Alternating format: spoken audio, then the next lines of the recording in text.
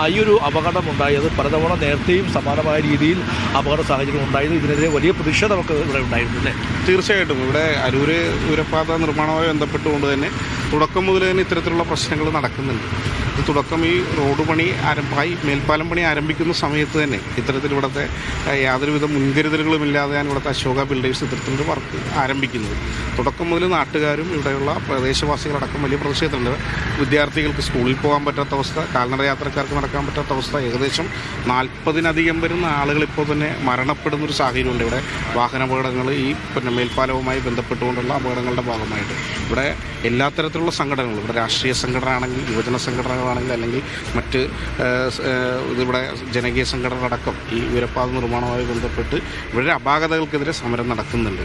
പല സ്ഥലങ്ങളിൽ സമരങ്ങൾ നടത്തിയിട്ടുണ്ട്. ഇപ്പോൾ ഞങ്ങളടക്കം വലിയ പ്രതിഷേധം അക്കാര്യത്തിൽ വരുന്നു. ഇപ്പോൾ ഇന്ന് ഉണ്ടായപാട് ഇതിലേക്ക് മുന്നേ തന്നെ തുറവൂര് ഇവിടെ ഈ പണിയുമായി ബന്ധപ്പെട്ടുകൊണ്ട് അവിടെ ബീമിൻ്റെ നിർമ്മാണം നടക്കുന്നതിൽ തന്നെ അതിൻ്റെ ഉപകരണ സാധനങ്ങൾ തകർന്ന് അവരുടെ തന്നെ വാഹനത്തിലേക്ക് വീണ് അവരുടെ തന്നെ തൊഴിലാളികൾക്ക് അപകടം ഉണ്ടാകുന്നത് അടക്കം ഒരു മറച്ചു വെക്കുന്നൊരു സമീപനം ഉണ്ടായിരുന്നു. ഇപ്പോൾ ഇന്ന് വെളുപ്പിനെയാണ് ഈ അപകടം ഉണ്ടായത്. ഏകദേശം 2-2:30യോടെയാണ് ഈ അപകടം ഉണ്ടാകുന്നത്. ഈ അപകടം ഉണ്ടാകുന്ന സമയത്ത് അവർ കുറേ കൂടി നിയന്ത്രിച്ചിരുന്നെങ്കിൽ ഈ ഒരു മരണമടക്കം ഒഴിവാക്കപ്പെടാൻ പറ്റുന്നൊരു ഇതായിരുന്നു. ഇത് യഥാർത്ഥത്തിൽ നാടിൻ്റെ ഒരു വികസനത്തിന് വേണ്ടി നടത്തുന്ന ഇത്തരത്തിലുള്ള ഒരു ഉയരപ്പാത നിർമ്മാണം അതിനെ യഥാർത്ഥത്തിൽ വികലമാക്കുന്നത് ഈ അശോക ബിൽഡേഴ്സാണ്. ഇതിന് മറ്റൊരു പ്രധാനപ്പെട്ട കാര്യം, ഈ സമയത്ത് ഇതിലൂടെ വാഹനങ്ങൾ കടത്തിവിട്ടിരുന്നു എന്നുള്ളത് ഒരു പ്രധാനപ്പെട്ട ചോദ്യമാണ്.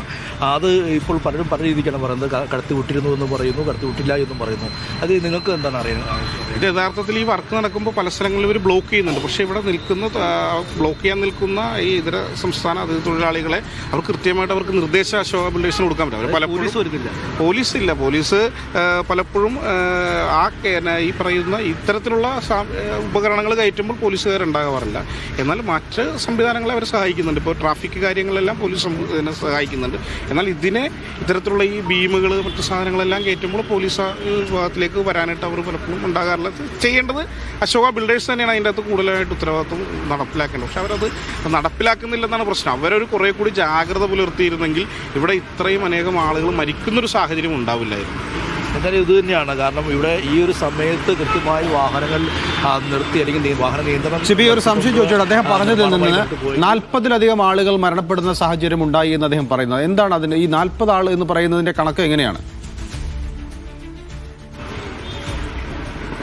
അത് തന്നെയാണ് ഇത്തരത്തിൽ ഈ ഇവിടുത്തെ ഒരു അപകടവുമായി ബന്ധപ്പെട്ട് 40-ലധികം പേർ മരിച്ചു അല്ലെങ്കിൽ എന്ന് പറഞ്ഞില്ല. അപ്പോൾ അതിൻ്റെ ഒരു കണക്ക് എങ്ങനെയാണ് നിങ്ങൾ പറയുന്നത്?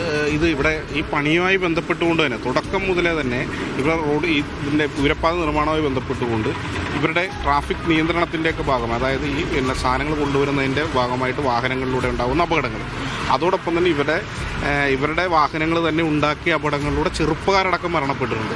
അല്ലാതെ കുഴിയിൽ വീണും മറ്റു അപകടങ്ങളുണ്ടായ ആളുകൾ മരണപ്പെട്ടു. ഇവിടെ വലിയ വാഹനങ്ങളടക്കം കടന്നു പോകുമ്പോൾ പല രീതിയിലുള്ള കാൽനട യാത്രക്കാരടക്കം മരണപ്പെടുന്ന സാഹചര്യം ഉണ്ടായിട്ടുണ്ട്. മറ്റത് മാത്രമല്ല ഇതിൻ്റെ പണിയെടുക്കുന്ന തൊഴിലാളികൾ, ഇതര സംസ്ഥാന തൊഴിലാളികളായിട്ടുള്ള ആളുകൾ ഇതിൻ്റെ മുകളിൽ നിന്നടക്കം വീണ് മരിക്കുന്ന സ്ഥലമാണ്. അങ്ങനെ 40-ലധികം ആളുകളാണ് ഇവിടെ ഈ ഉയരപ്പാത നിർമ്മാണവുമായി ബന്ധപ്പെട്ടുകൊണ്ട് രക്തസാക്ഷികളാകേണ്ടി വന്നിട്ടുള്ളത് എന്ന് നമ്മൾ മനസ്സിലാക്കേണ്ടതായിരിക്കുന്നു. ഇവിടെ തൊഴിലാളികൾ തന്നെ, ഇവിടുത്തെ ഇതര സംസ്ഥാന തൊഴിലാളികൾ തന്നെ ഈ മരണം അതിക്രമിച്ചപ്പോൾ അവരിവിടെ അവരുടെ വിശ്വാസം അനുസരിച്ചുകൊണ്ട് ഈ ചമ്മനാട് വെച്ച് അവർ പൂജ അടക്കം നടത്തുന്ന സാഹചര്യം വരെ ഇവിടെ ഉണ്ടായിട്ടുണ്ട്. അപ്പോൾ ആ നിലയിലേക്ക് വരെ ഇവരുടെ ഒരു നിയന്ത്രണം യഥാർത്ഥത്തിൽ അശോക ബിൽഡേഴ്സിൻ്റെ നിരുത്തരവാദമായിട്ടുള്ള ഒരു ഇടപെടലാണ് ഈ അരൂരിനെ ഇത്രയും ദുരിതത്തിലേക്കാക്കിയത് എന്നാണ് നമുക്ക് പറയാനുള്ളത്. എന്തായാലും ഇദ്ദേഹം പറയുന്നത് എങ്ങനെയാണ്, പിന്നീട് ഈ കരാറുകാരൻ്റെ മറ്റുമെല്ലാം നിലയും നിരുത്തരവാദപരമായ ഈ ഒരു സമീപനം തന്നെയാണ് ഇത്തരത്തിൽ അപകടങ്ങൾ വർദ്ധിക്കാൻ കാരണമെന്നുള്ളതാണ് പറയുന്നത്. പക്ഷേ എങ്കിൽ പോലും ഇവിടെ ഉണ്ടായത് ഒരു വലിയ സുരക്ഷാ വീഴ്ചയുടെ കാര്യത്തിൽ യാതൊരു സംശയമില്ല. കാരണം പ്രത്യേകിച്ച് ദേശീയപാത 66 എന്ന് പറയുന്നത് ഈ ഇവിടെ തിരുവനന്തപുരം മുതൽ കാസർഗോഡ് വരെ പോകുന്ന ഏറ്റവും പ്രധാനപ്പെട്ട പാത കൂടിയാണ്. അവിടെ ഒരു ഇത്തരത്തിൽ അതായത് 1 മിനിറ്റിൽ 70 വാഹനങ്ങൾ കടന്നു പോകുന്നു എന്നുള്ളതാണ് പോലീസ് ഉദ്യോഗസ്ഥർ പറഞ്ഞത്. അത്രത്തോളം തിരക്കുള്ള ഒരു പാതയിലാണ് ഇത്തരത്തിൽ ഈ ഒരു അപകടമുണ്ടായത്. മാത്രമല്ല വാഹനം കടന്നു പോകുമ്പോൾ വാഹനത്തിന് മുകളിലേക്കാണ് ഈ ഒരു ഗഡർ വീണത്. ഈ ഗഡർ സ്ഥാപിച്ചതിന് ശേഷം അത് ഹൈബ്രിഡ് ജാക്കി ഉപയോഗിച്ചുകൊണ്ട് സ്ലൈഡ് ചെയ്യുമ്പോഴാണ് ഈ ഗഡർ താഴേക്ക് പതിക്കുകയും ഈ ഗഡർ മറ്റു ഗഡറുകൾ തട്ടി 2-3 ഗഡറുകൾ തെന്നി മാറുന്ന ഒരു സാഹചര്യം ഉണ്ടായിരിക്കുന്നത്. എന്തായാലും ഇത് തന്നെയാണ് വലിയൊരു സുരക്ഷാ വീഴ്ചയായി തന്നെ ഇത് പറയാൻ കഴിയുന്നത്. ഇവിടെ പോലീസ് ഉദ്യോഗസ്ഥർ ഉൾപ്പെടെയുണ്ട്.